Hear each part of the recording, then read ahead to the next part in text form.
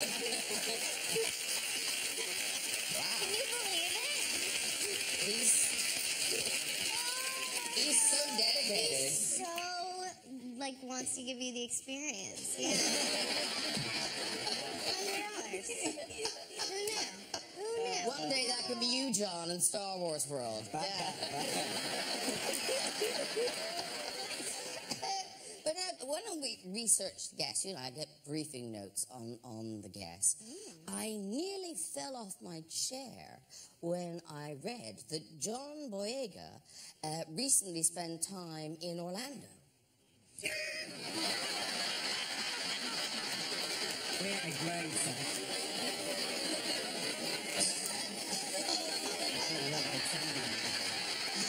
How long were you there, John? For a hot second. No, it was great. I went out to Orlando for Star Wars Celebration. If you haven't heard about Star Wars, it's a film. Forget it. I went out there just to meet some fans and just to have a great time. And I was just doing some photo bombing. Just And is that, can you say that, like, you know, I'm a Star Wars, is it still, like, the coolest thing in the world to be able to tell people? That's the only way I introduce myself. I'm John Boyega, I'm in Star Wars. So, just get straight to the point. You do have amazing things happen to you, like those pictures that were released of the set of Star Wars when where William and Harry came. There they all are. That's Harry and William there. Yeah. We've got a picture of you chatting to, I think you're chatting to, like, what are you telling him? You look really animated. Yeah, he's really tall, man. Bloody hell, he's like one of the people from your movies. What are they, orcs or something? Yeah, he's You were really telling him something. Yeah, I don't know what I was telling him, mate. I'll be honest with you. I like in the background Harry and Chewbacca swapping ginger haircare tips. Is yours really dry? Yeah, mine's very dry.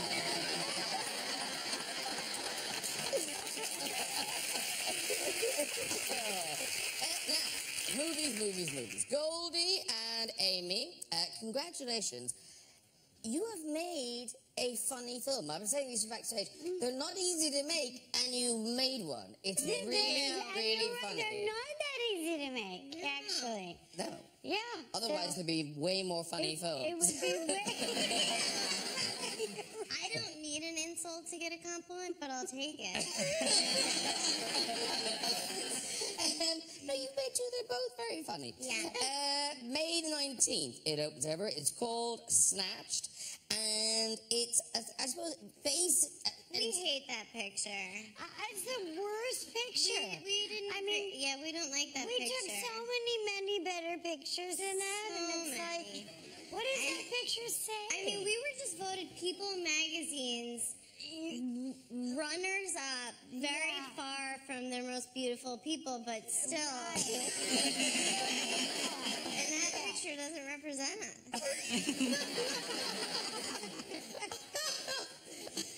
Were you ever People Magazine most beautiful person? You must have been. Were you? Somewhere in there. Me? No. Probably. You weren't? Oh. Yes. No, you've both been on the list. You've been on the list. Yeah. No, you've both been on the list. Yeah, I think so, yeah. Oh my gosh. Yeah. You definitely Can you were. put a word in for us?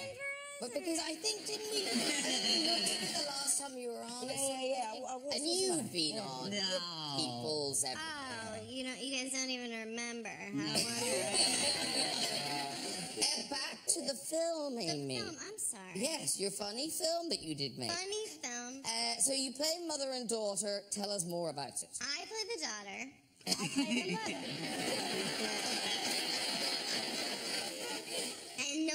and no other spoilers no. I suck at promoting movies, but yeah, we go on I have an exotic vacation planned with my boyfriend. He dumps me, and no one else will go with me, so I beg my mom to come. And she's afraid of everything, and everything happens that she's afraid of, basically. Yes, because you travel to South America. You go to Ecuador originally. Yeah. Yeah. Ecuador. It's not going to do much for tourism in Ecuador, is it? No, no, and we're hoping to avoid that backlash. Yeah, this is just, I mean, really, it's a movie where we vilify ourselves. It really shows the ugly Americans who have no other cultural knowledge. And, yeah, we make fun of ourselves. Well, listen, we've got a clip. This is when you've been in a spot of bother, you've got out of a spot of bother, and then you're trying to avoid a spot of bother. Yeah, that is exactly it. Yeah, this is it. This is it. Hi. Hi. When does the next bus leave? Un autobus. Bus doesn't leave for about 36 hours. But I know a man who can take care of you. Oh, yeah, no, I'm sure he could. Yeah. This is how sex slavery starts. I'm so sorry. Listen, no, you don't have to worry about them. Those kinds of people want young, beautiful females. You're safe. Well, yeah, that's good. Okay, how dare you? Like, that is so rude. That's crazy. Well, honey. No, like, how dare you? That's my mother. Honey, have a point. Okay, fine. But if you think it would be safer for me to kind of, like, go hide and then she meets your friend who knows how to get us. No, I don't want you to do that. No, you're both safe. Your poofy face will protect you.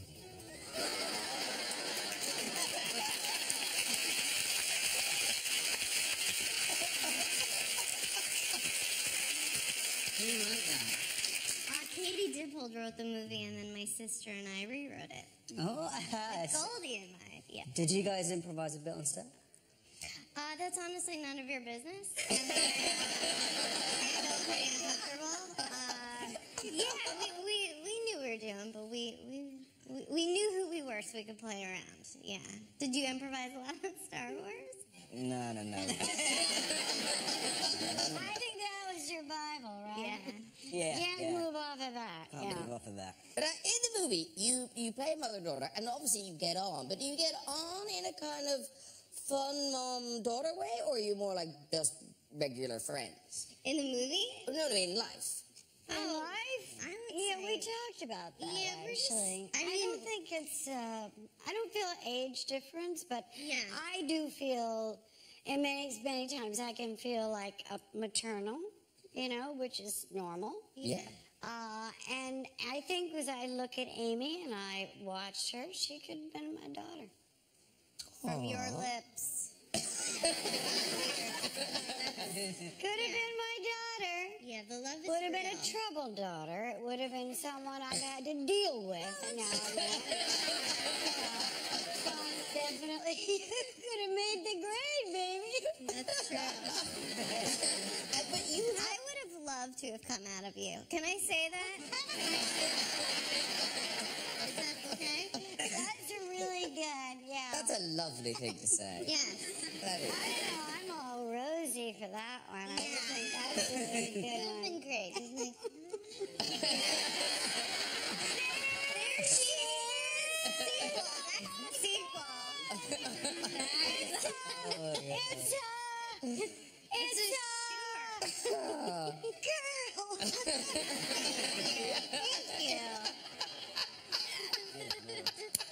Oh my God. But you have hung out with Goldie's family, haven't you? Like, Yeah. I have to tell you the other night about Kurt. So I go over to their house the other night for dinner, and Kurt answered the door, and he was so sweet, and he just gave me the warmest hello. He was like, "It is so great to finally meet you. I love you. Goldie loves you. I love you." And it was so warm, and I was like, "Oh my gosh, thank you, Kurt." We sat next to each other at the Golden Globes. I went to the Golden Globes. I was like, oh my God. No one in his family remembers meeting me. You were in that too. Yeah. You were part of it. Part of the show, yeah. No, but I love her family so much, and they've let me sneak in and hang out. And we must congratulate you, Goldie, because recently you marked your 34 years with Kurt. Kurt Russell and you, 34 years together. Oh, the audience will be here.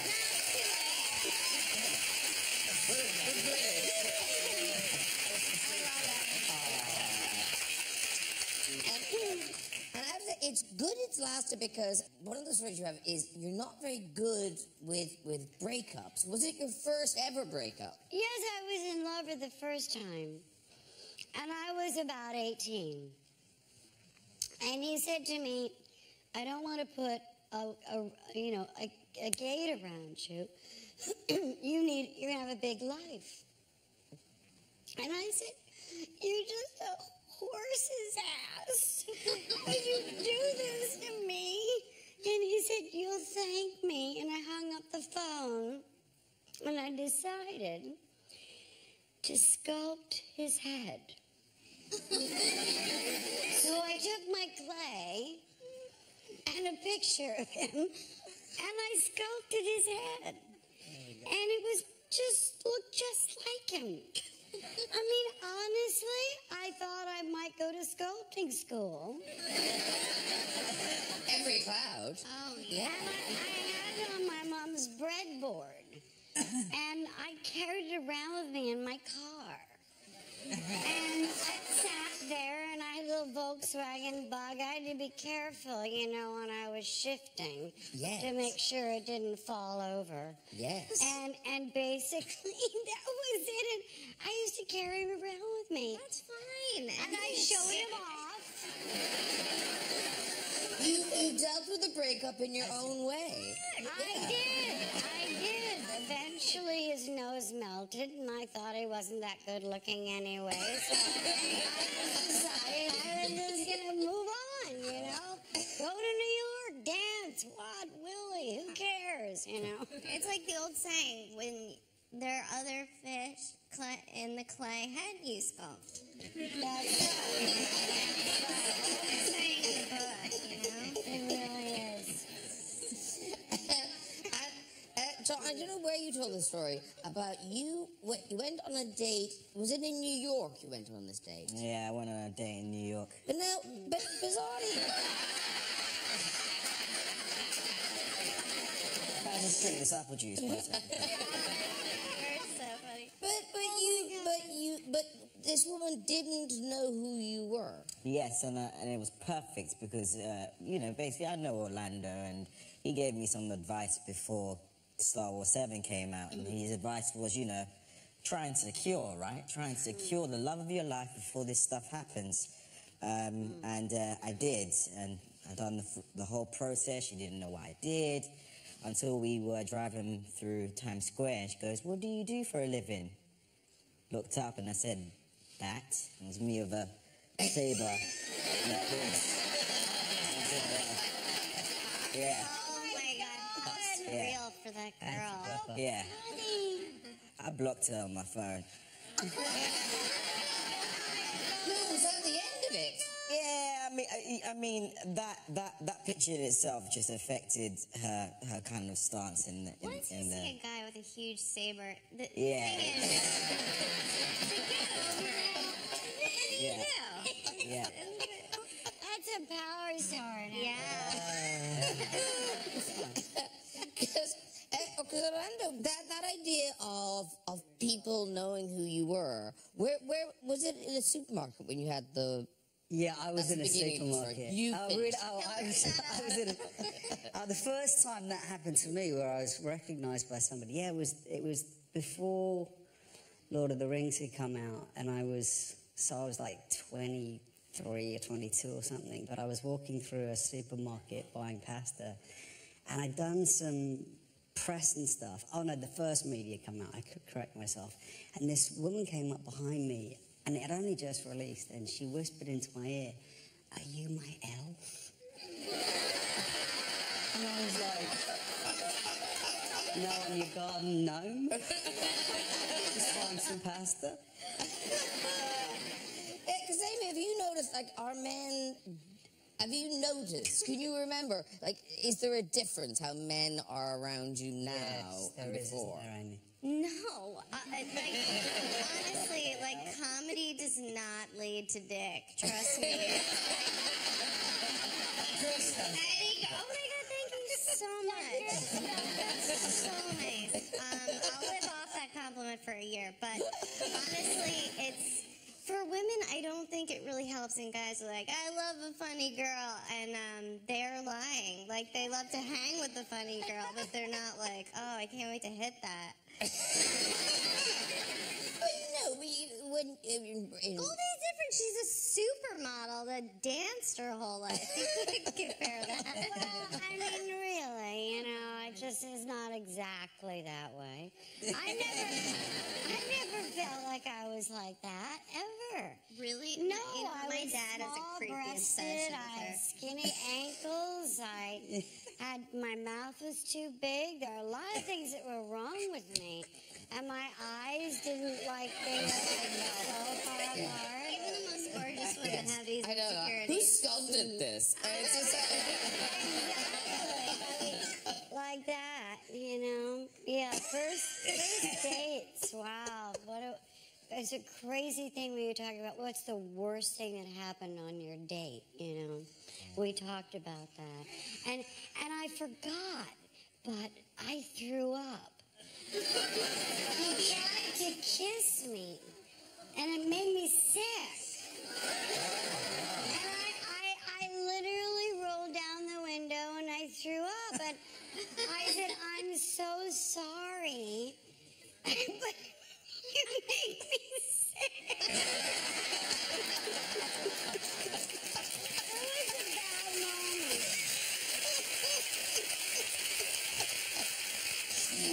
Right, Orlando Bloom, your movie is Unlocked, and it opens next Friday. And it's one of those great espionage films where you don't know who's good, you don't know who's bad, and it goes at a real lick, doesn't it? Yeah. So tell us who you play and something about the film.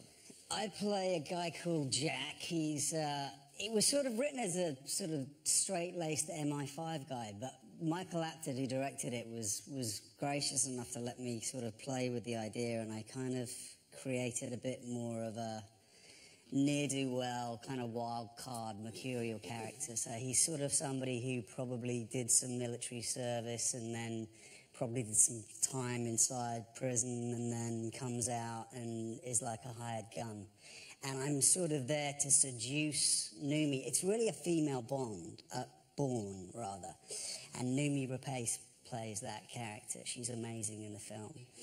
And I kind of come in to sort of seduce her and then try and get information from her. Like how? Like when we do that. Sort of like that kind of like close. You like do us for like, I'm your elf.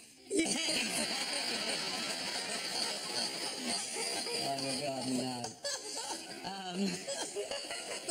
But so Numi's in it, you're in it, but it's one of those movies, because I just go to Michael Douglas. Yeah, but the John Malkovich, yeah. Tony Collette. Yeah. It's an amazing cast. It's a really good And cast. we shot it 2 years ago, but they actually, the script was fantastic, but it needed some reworking at the end. And when they came to editing, they realized that they had to shoot it. And getting Michael and Numi's schedules together was tricky, but it's actually coming out at a great time because it's more relevant today than ever, actually. It's a little scary. It's about a potential terror attack on London. But it's been handled very sensitively, I'd say. This clip is you and Numi Rapace literally in action. Here you go. Oh.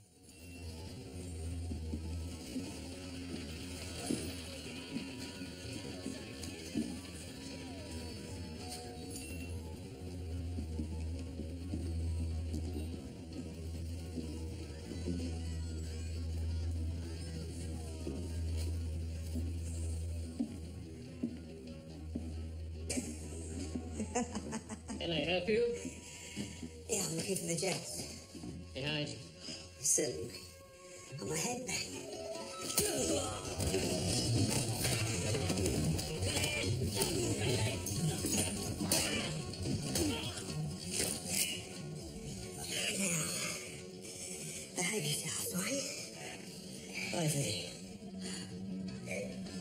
Mersara Kensa.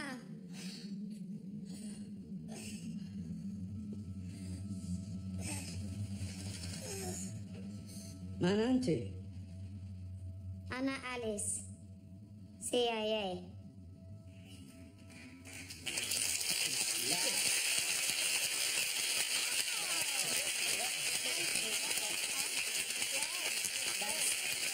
That's how I seduce women now. Okay, I'll take it. Tray, smack them over the head, straight up against the wall. You had me when I saw the man bun. Come on. Right?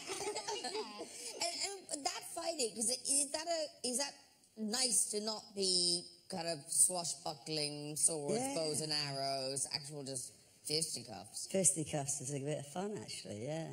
Have you ever done that fighting before?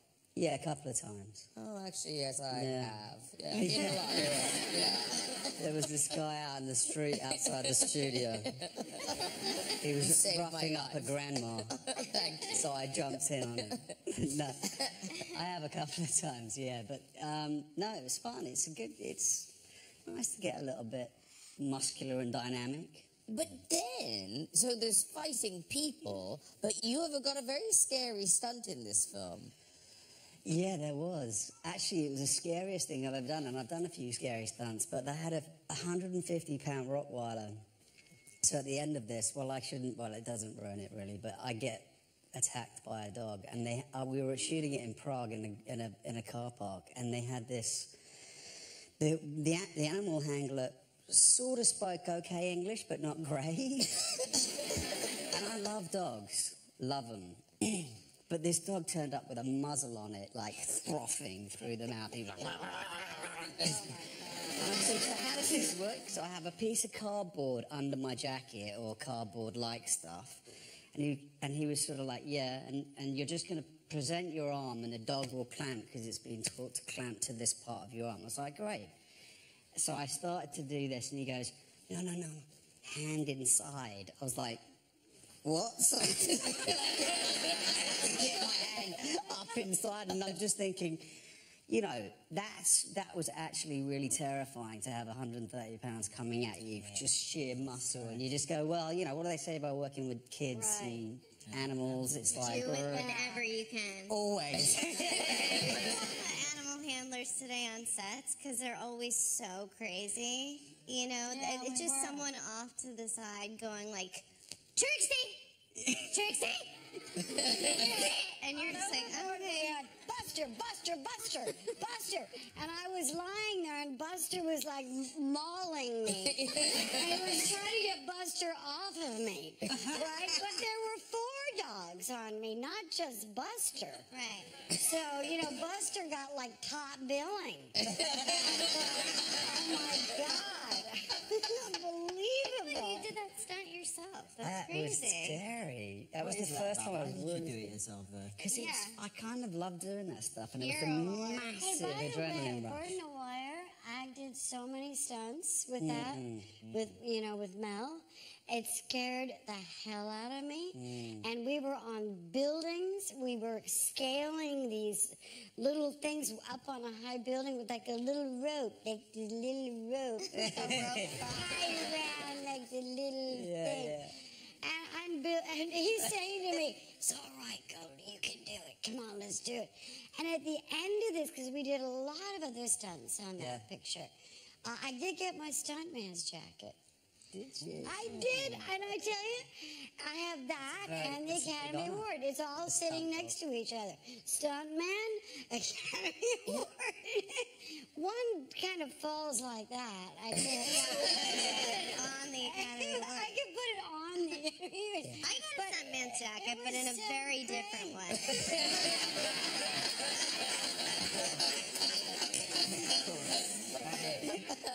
John, did you get a stuntman? Yeah, because John...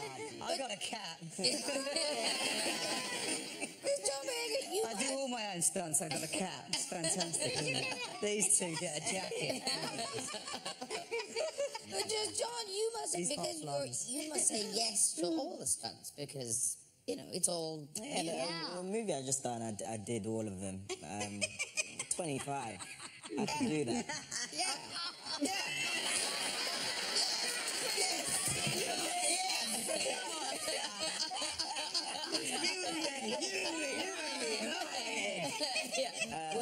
25. I'm just trying to do it while I can. I don't think I'd do it forever.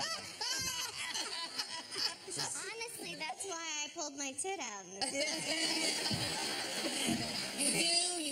You get real tits. Yeah. Before they're on the floor, I thought, let's bring them out. They're lovely. Something to look back on. Yeah. It'd be nice. Or look down on.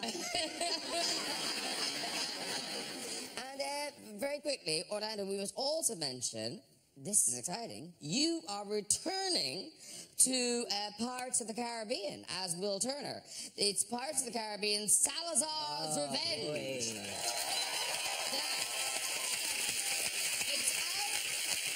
It's out on the 26th of May. Here's the thing, you're clapping now. Oh, that's great. I'm about to depress you. It's been 10 years since you were in Pirates of the Caribbean. Crazy, isn't it? Wow. 10 That years. is nuts. You'd never believe it, would you? No. No. Really wouldn't. Did you be away from your passion project that long? Yeah. So much. The good news is my 6-year-old is desperate to see me in it, even if I bookend the movie. Yeah, it's not overly done with special effects. The things that you see, you know, you get to see in Johnny's being his fantastic self. And yeah, I mean, And is this the end of it, or is it going to go on? Are there more after this? Are you kidding me? There's more. No, they have a whole new... Do people have more money? I mean, I think they're doing a lot of them now, you know, aren't they? I don't know. I mean, I think we'll see. I think there might be room for one more. I don't know. This is 5. How many have they done of the Fast and Furious? I don't know. I think this is... I don't know, but it's going to hit $1 billion mark soon. So is ours, Goldie. Unbelievable. Yeah. Snatched again. Snatched Snatch me up. Yeah. Snatch his father. That's good. That's good. And I love how different all the things are on the show tonight. John Boyega, your new job, it couldn't be further from Star Wars. You are starring in Wojciech at the Old Vic, just around the corner here. It opens on the 15th of May till the 25th of June. Yeah. Now, I have to say, I've heard of this, but I think they did it when I was in college. But so tell us about it. Oh, it's a crazy play based on a soldier going through post-traumatic stress, and basically you're just watching a play following the disintegration of his mental health while he's trying to take care of his girlfriend with a 2-month-old baby, living on top of a kind of abattoir, and he's hot and broken. Yeah, it's a deep, dark play that I just decided to do after all this colourful Star Wars stuff. And just to find a way of interacting with an intimate audience every night. And going back to the craft, you know, because I started in a theatre, so it's time to continue. But you've started in the theatre, but you never played, you know, you were never Wojciech in Wojciech before. I mean, it's a big difference, isn't it? Yeah, the last time I was on stage, I was just basically a glorified extra. I was, you know, taking props off and bringing them on. They never gave me my chance. I was in 3 plays at the Tricycle Theatre, and there was 3 plays that ran at the same time. And yeah, it was great, but I was never the lead of it. So this is a big challenge. Now. Wow.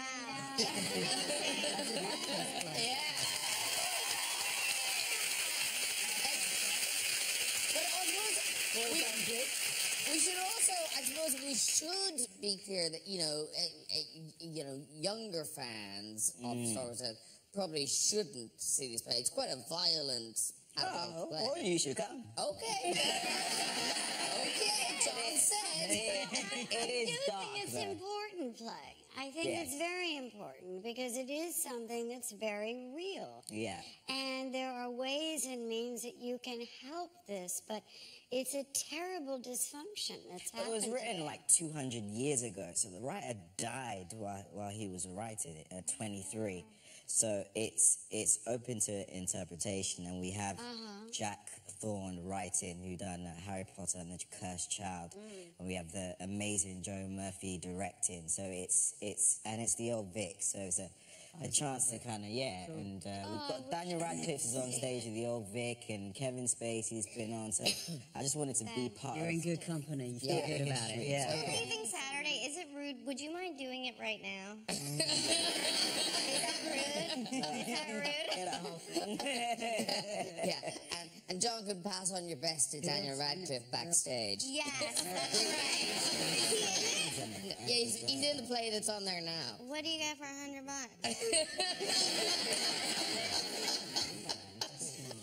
A meet and greet. Okay, great. John. Sorry, mate, we were just... Yeah, I know it's a chat show, but there's a sort of structure to it.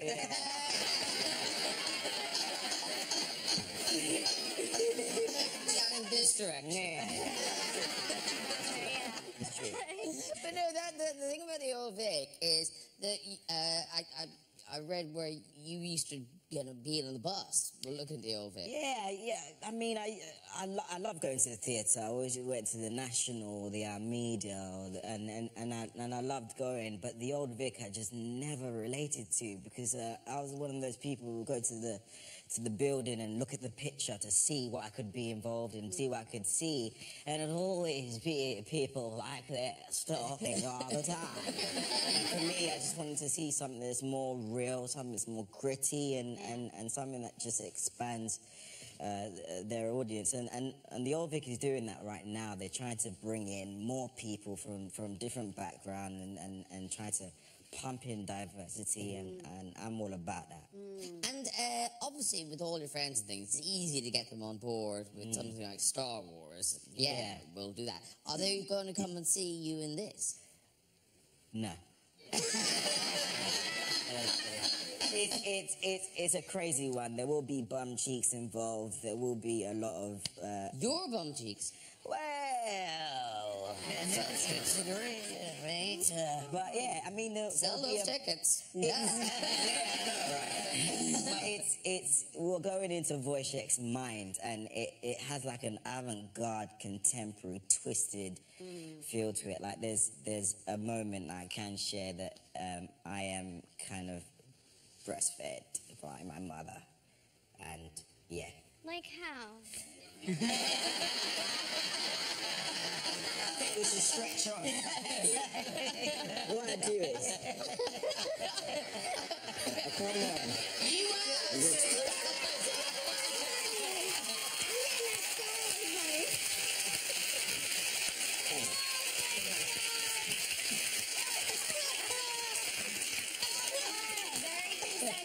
Very consensual. No holding back here. Yeah. I like that. You asked and it happened. And we talked about your friends that aren't going to see this play. And how they coped with what's happened to you, that you're now John Boyega from Star Wars. I mean, I live with my boy Stefan, and we kind of live a peaceful life. I'm 25, but to be honest, inside I feel 73. Like I just like being inside. I like going for walks. You know, I like looking at the sky and bringing up unnecessary facts about life. You sound like a riot. And Goldie, you know, the whole thing that John's going through, this kind of sudden wow, you know, you're on billboards at Times Square. Yeah. I mean, that happened to you, because when it hit fast. Yeah, it hit very fast. Rowan Martin's Laughing, biggest show in the world. Exactly. Oscar for your first movie, Cactus Flower. Right. I mean, was anyone guiding you through it? Was anyone maneuvering you through all the perils of that? You know, that's a really good question. I think what happened to me is that I got anxious. And I became anxious in many ways, and I didn't understand it, so I started seeing a psychologist. Because I wanted to know why I was feeling anxious about all of this. A, it wasn't a life plan. B, I wanted to go home and marry a dentist and open a dancing school. I had a really fabulous life plan. And this turned out to be different. So I really was tutorialed through having a psychologist. And now, the other thing I like about sort of when suddenly careers take off like this, suddenly big checks arrive. Where there was no cash, suddenly there's cash. So, do you remember what was the kind of stupidest thing you bought when checks started landing? You know, I've been thinking about this question, and I've bought a lot of stupid things. But I remember when I was going down to Laugh End at the studio, I stopped by because I love flowers, and I didn't have any vases, and I bought a vase. And it was almost too big for my house that I was living in. And it had little, like, white roses embossed on it. And I've kept it for all these years because it said something to me about this one stupid thing I bought that through all the moves in the house and the life, I never wanted to get rid of. So it said something, you know. It was a stupid vibe. Carrying it through my little apartment. Yeah. Oh. Yeah. I still have it. Can I have it? Thank you. What have you wasted the most money on? My siblings. You know what? I was like, I know I seem like a drunk whore or whatever, but what's fun about getting money is that you can, you know, give it to your family and friends. I give a lot to my family and friends, and I did a movie about PTSD called Thank You for Your Service, which is coming out in October, and I donate my whole salary to people who are suffering from post-traumatic stress. What do you do with your salary?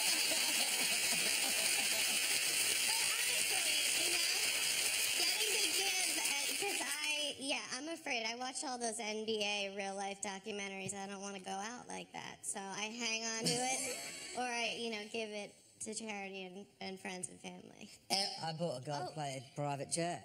He does more charity work than anybody. I know that about you. No, but you do go shopping, though. You do go shopping. Shop till I drop. Yeah. No, No. You do motorbikes, do you think? Motorbikes are my thing. Yeah.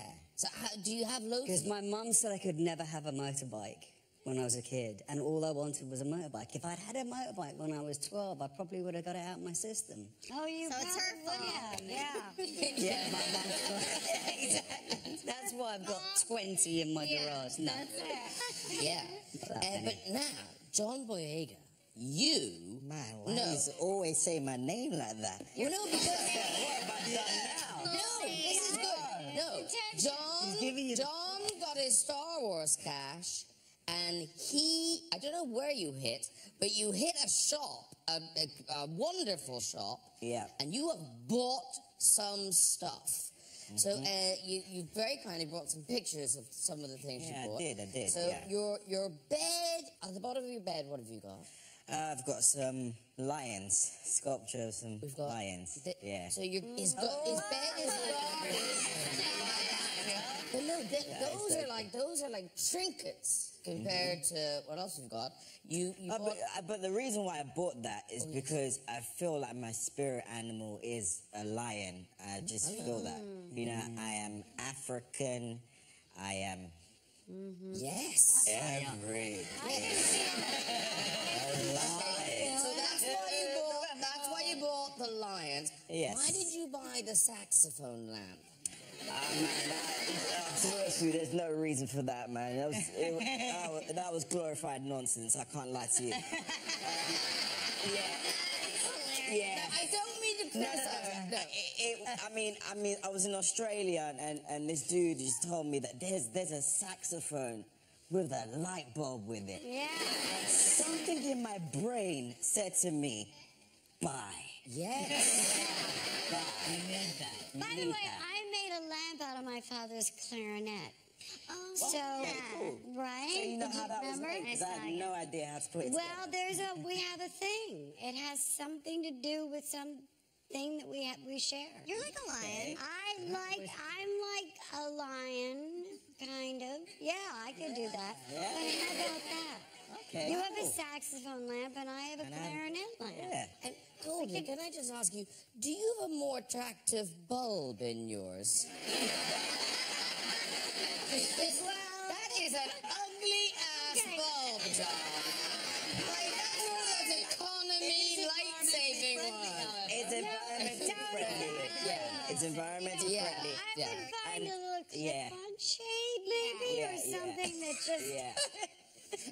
Now, then, we've been in the bedroom. We've now, I don't know where that is, but we've walked past that. That's my living room. Living room. And yeah. Where did we find this? That's in the corridor. Okay.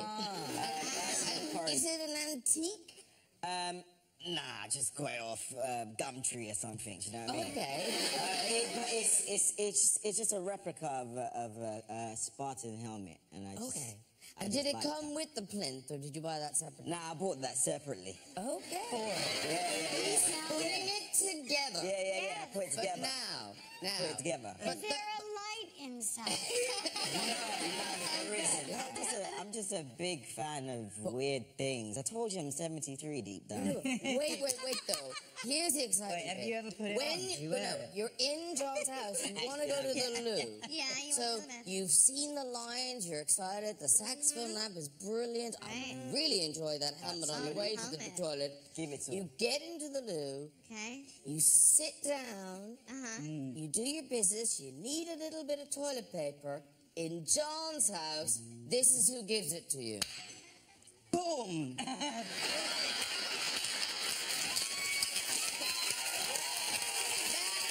is amazing. I love that. You're jealous, aren't you? You're all jealous. I'm imagining like going over there as a girl, you know, and then you hook up and then you go to the bathroom and you're just like, that's a red flag.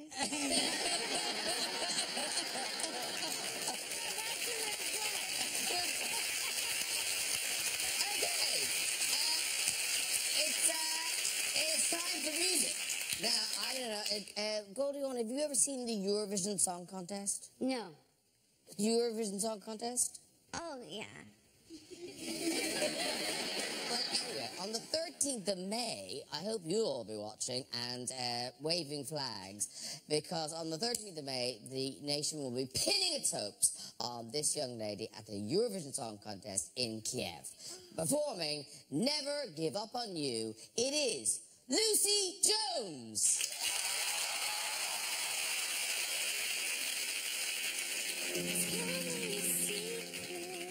I'll keep 'em safe. No sign of weakness, it's a sign of faith. We'll stand tall so you don't fall. You're not defeated, you're in repair. Don't have to call me, I'll always be there. We'll stand tall.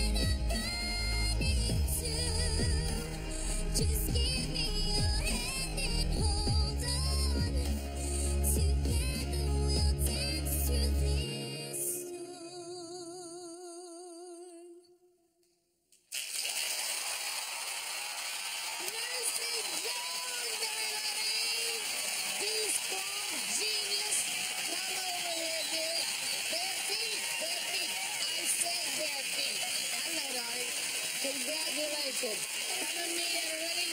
What a great performance. And it's John, Orlando, Amy, Goldie. That's who that is. Very good. Oh, no. Singing lovely. There you go. Oh, wow. Have a seat. Well deserved. Lucie Jones, that was fantastic. If you do that well on the night, we'll all be delighted. Oh, thank you. I really hope I don't... I'm not wearing these shoes. But I like That's that. for a real reason. I just can't sing or, like, stand or walk. like straight line-wise. When I'm wearing any shoes, like Converse is a struggle. Okay. So this is why. Yeah. I don't Were you like... brought up by wolves? What? Well, I grew up in Wales, so I was always on a hill. Oh, So maybe that's why. that could be it. Maybe. Now, by the way, has anyone here been to Kiev? Not to Kiev. Actually, I have relatives from there, but they were born in like 1780 or something. But I definitely have Kiev in there somewhere, for sure. Where's Kiev? I had a trip to Kiev the other night. Well, listen, I will see you on the night, and I do think it's such a, brave, big job that you're doing for the UK. I'm going to give it a go. Yeah, we really appreciate you doing it. Thank and you. waiting for that. Good luck on the 13th. Lucie Jones, everybody. Right, that is really up before we go this time for a visit to the big red chair. Who dare? Hello. Hello. Hi, what's your name? Orla. Orla, lovely. I'm guessing you're from Ireland. Yeah. Do you live there or here? I live here, but go back there all the time. Oh, fair enough. All right. And what do you do here, Orla? I'm a primary school teacher. A primary school teacher? Yeah. All right. All the ages or some of them? Year 1, What age are they? 5 and 6. 5 and 6. Does that not drive you insane, talking to people who are 5 and 6 all day? No, I love it so much. Okay, Orla. Off you go with this story. Will it start with Once Upon a Time, I wonder? No. Off you go with this story. Okay, so a few years ago I was teaching in a class and we had the globes out and the children were discovering all the new countries they'd never seen before, and a little boy points at a country and says, what country is this? And I said, oh, that's Papua New Guinea. Does anybody know why Papua New Guinea is really famous? Nobody knew, so I said, well, they still eat humans there. It's really strange, right? Does anybody know what that is when another human eats another human? And this little boy stuck his hand up and said, yeah, I know. Lesbians. Good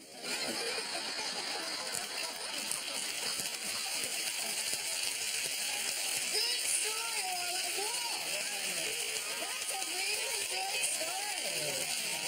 Very good.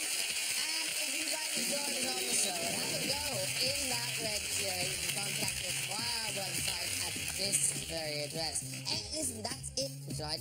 Please say thank you to all my guests. Lucie Jones. Good luck, Lucie Jones. This is John Boyega. Orlando Bloom. Amy Schumer. And Goldie Hawn. Join me next week with pop group Gorillas and a great total of acting talent. Kevin Bacon, Jessica Chastain, Michael Fassbender, and Hollywood legend Diane Keaton. I'll see you then. Good night, everybody. Bye.